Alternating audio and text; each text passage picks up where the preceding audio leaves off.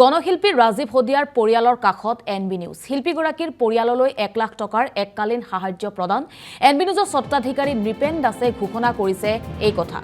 শীঘ্ৰেই শোকসন্তপ্ত পৰিয়ালটোক সাক্ষাৎ কৰি প্ৰদান কৰিব ধনৰাশি আৰু গণশিল্পী ৰাজীৱ হদিয়াৰ ইতিমধ্যে যেহেতু মৃত্যু হৈছে সকলোকে কন্দুৱাই হঠাৎ হৃদৰোগত আক্ৰান্ত হৈ মৃত্যু সাবটি লৈছে গণশিল্পীগৰাকী আৰু শোকসন্তপ্ত পৰিয়ালক সাক্ষাৎ কৰি এনবি নিউজৰ CMD নৃপেন দাসে এক ঘোষণা কৰিছে শিল্পীগৰাকীক 1 লাখ টকাৰ এককালীন সাহায্য ঘোষণা কৰিছে নৃপেন দাসে আৰু এই সন্দৰ্ভত আমাৰ হৈতে লাইভত সংযুক্ত হৈছে এনবি নিউজৰ chief managing editor Ritusmin Sharma মই পুনে ঋতুস্মিন শৰ্মাৰ কাষলৈ গৈছো ঋতুস্মিন শৰ্মা অধিক তথ্য জনাব হয় ময়ূৰী উৰুকাৰ দিনাই সি আসলে খুব দুখ লগা আৰু বেয়া খবৰটো আহিছিল আৰু তাকো ফিলোবাৰী এখন মঞ্চত গীত গাই থাকোতে হঠাৎ বুকুত বিষ অনুভৱ কৰি গণশিল্পী বা বিপ্লৱী শিল্পী ৰাজীৱ হদিয়া মঞ্চতে ঢলি পৰিছিল আৰু চিকিৎসালয়লৈ লৈ যোৱা হৈছিল যদিও তেওঁক আসলতে বচাব পৰা নগ'ল উৰুকাৰ সেই আনন্দৰ দিনটোতে বেয়া খবৰটো আহিছিল আৰু এই মুহূৰ্তৰ ৰাজীৱ হদিয়াৰ বিষয়ে যিসকলে জানে তেওঁলোকে হয়তো এইষাৰ কথা ক'ব যে গীত গাই ৰাজীৱ হদিয়াই গীত গাই ঘৰখন চলাই আছিল গীত গাই যি দুপইচা পায় সেই দুপইচাৰে তেওঁ ঘৰখন চলাইছিল তেওঁ মৃত্যু দিনটোলৈকে আসলতে গীতেই গালে কিন্তু তেওঁৰ এতিয়া অবৰ্তমানৰ সেই ঘৰখন কেনেকৈ চলিব তেওঁৰ এতিয়া মাত্ৰ 7 বছৰীয়া সন্তান আছে ধৃতিমান সেই সন্তানটোৰ ভৱিষ্যত কি হ'ব বা তেওঁৰ পত্নীগৰাকীয়ে সেই সন্তানটো কেনেকৈ ডাঙৰ দীঘল কৰিব কাৰণ বিশেষ উপাৰ্জনৰ আৰু পথ নাই সেই ঘৰখনৰ ৰাজীৱ হদিয়াই গীত গাই আমি জানো যে সকলো শিল্পীৰ অৱস্থা অসমৰ প্ৰায়ভাগ শিল্পীৰ অৱস্থা খুব পুতৌ লগা বা খুব দুখ লগা অসমৰ শিল্পীসকলৰ অৱস্থা ৰাজীৱ হদিয়াও ইয়াৰ ব্যতিক্ৰম নাছিলে আসলতে নিজৰ মৃত্যুৰ দিনটোলৈকে আসলতে ৰাজীৱ হদিয়াই উপাৰ্জন কৰিছিলে এই মুহূৰ্তত আমি অসমবাসী ৰাইজকো আহ্বান জনাইছোঁ যে এনে শিল্পীসকলৰ কাষত আমি প্ৰতিজন মানুহ থিয় দিব লাগে আৰু প্ৰথমতে আমি এক প্ৰকাৰ আদৰ্শ দেখুৱাইছোঁ যে আহক আমি আহ্বান জনোৱাই নহয় এনবি নিউজৰ ফালৰ পৰা আমি ৰাজীৱ হদিয়াৰ কাষত থিয় হৈছোঁ আৰু প্ৰাথমিকভাৱে আমি 1 লাখ টকাৰ এটা সাহায্য আৰ্থিক সাহায্য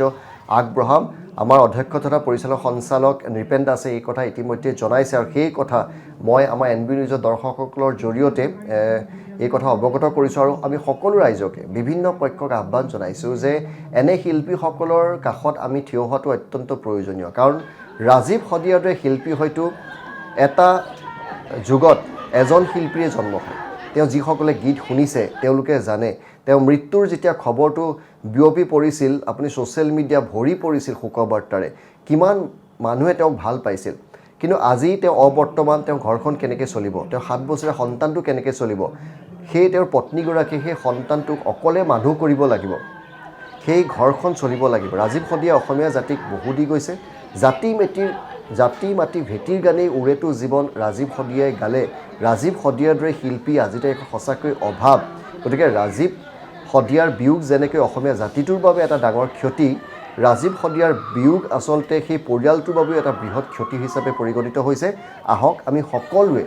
ৰাজীৱ হদিয়াৰ কাষত থিয় হওঁ আমি এনবি নিউজৰ ফালৰ পৰা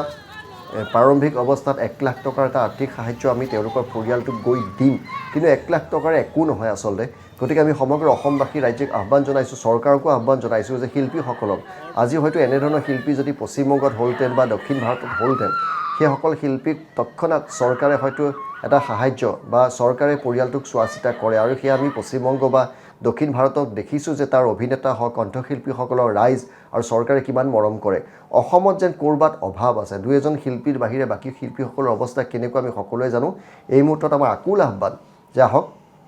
সকলো ৰাজীৱ হদিয়াৰ কাষত আমি থিয় হওঁ ৰাজীৱ হদিয়াৰ পৰিয়ালটোক আমি আসলে চোৱা চিতা কৰিব লাগিব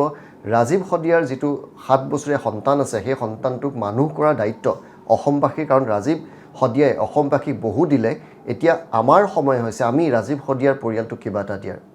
ময়ূৰী আপোনাক ধন্যবাদ জ্ঞাপন কৰিছোঁ সবিশেষ জনোৱাৰ বাবে